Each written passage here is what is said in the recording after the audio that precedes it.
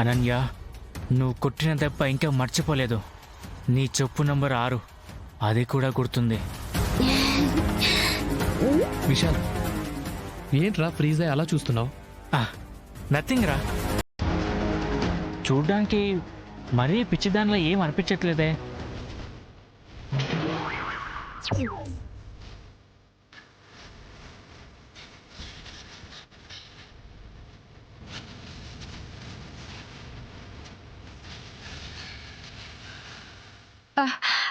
అయ్యో, అట్ట అంటావేంటి డాక్టర్ బాబు? సత్య ప్రమాణకంగా మా అమ్మకి పిచ్చే.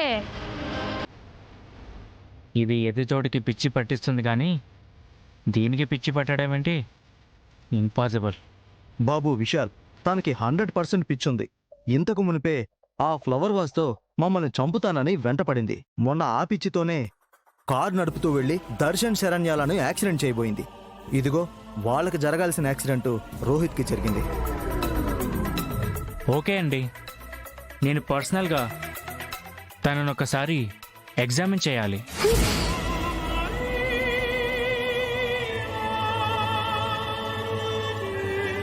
ఓకేరా. అత్తయ్య గారు, అనన్య వదిన్ని విషయాలు ఎగ్జామిన్ చేయాలంట, తీసుకెళ్ళండి. రే, అదే రారు.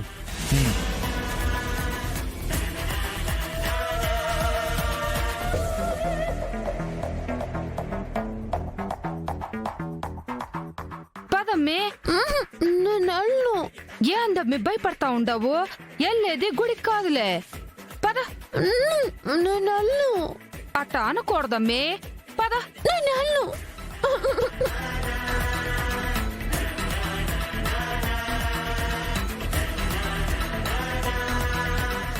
ఏందమ్మే, అభి దేకో పర్ఫార్మెన్స్ అని ఏదో డైలాగ్ చెప్పుండో, ఇప్పుడేందే ఎట్ట ముందుకేస్తుండో? పదమ్మే.